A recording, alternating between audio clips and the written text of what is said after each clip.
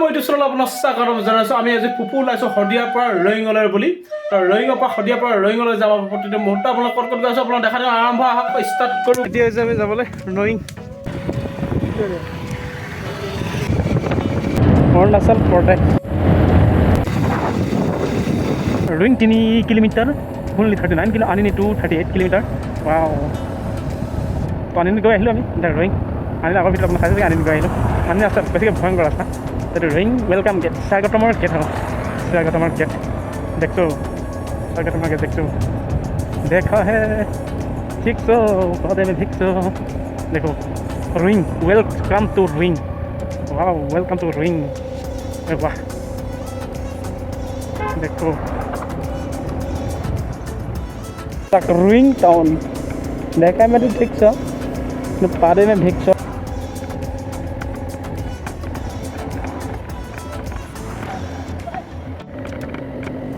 तो आप लोग এটা সাবস্ক্রাইব আমার এটা ভিডিও বনাবলৈ নতুন ভিডিও বনাব উৎসাহ দিয়ে সেইকাৰণে আপোনালোকে ছাবস্ক্ৰাইব কৰিব নাপাহৰিব। আৰু এটা ভিডিও বনাবলৈ আমাৰ যথেষ্টখিনি কষ্ট হয়, সেই কষ্টখিনি আমাৰ সেই ছাবস্ক্ৰাইবতে এক্সিডেণ্ট হৈ গ'ল নেকি।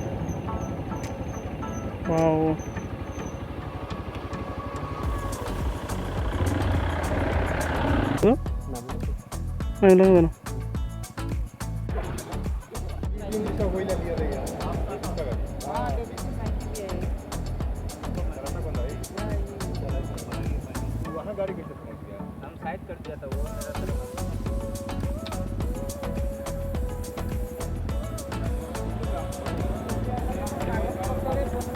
এডোখৰ চাওক গাড়ীখন দুখন যুঁজা খালে মানে ডাইৰেক্ট মুখামুখি যুঁজা খালে কেনেকুৱা অৱস্থা আগত চাওক, ভয়ংকৰ অৱস্থা এইটো।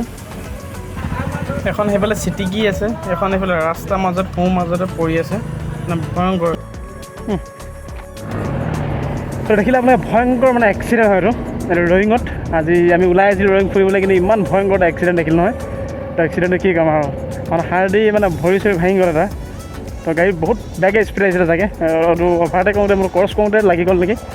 তো যিমতে হৈছে এক্সিডেণ্ট মানুহটো ভয় লগা বহুত দৃশ্য, বহুত বেলেগকৈ হৈছে, অলপ বেলেগতকৈ অলপ বেলেগ হৈছে এক্সিডেণ্টটো। কিন্তু স্পীড বহুত হয় গাড়ীবোৰ ইয়াত, স্পীডত তেনেকৈ দি আছে, কিন্তু স্পীড কেনেকৈ স্পীড হৈ যায়। তো মই অনুগ্ৰহ কৰিছোঁ মানে আপোনালোকে অলপ লাহে লাহে যাব। আমি দেখিছেনে আপোনালোকে কেনেকৈ চলাই আহি আছোঁ। অলপ ছেফটি চাব, ছেফ লাইফ, নিজৰ লাইফটো নিজে ছেফটি কৰিব। তো সেইকাৰণে অলপ চাই চিনি ড্ৰাইভ কৰিব। ড্ৰাইভ কৰা সময়ত মানে এই মালটো গিলি নল'ব।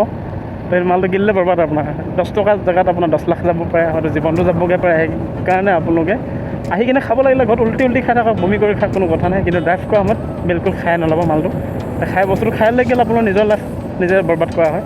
আপোনাৰ খন্তেকীয়া জীৱন নহয়, বহুত টাইমৰ জীৱন। সেইকাৰণে আপোনালোকে ভালকৈ খাব, খোৱা বস্তু খাব, কিন্তু অলপ চেফ চাই নাখাব। ঘৰত আহি ফ্ৰী টাইমত খাব, ৰাতি খাব।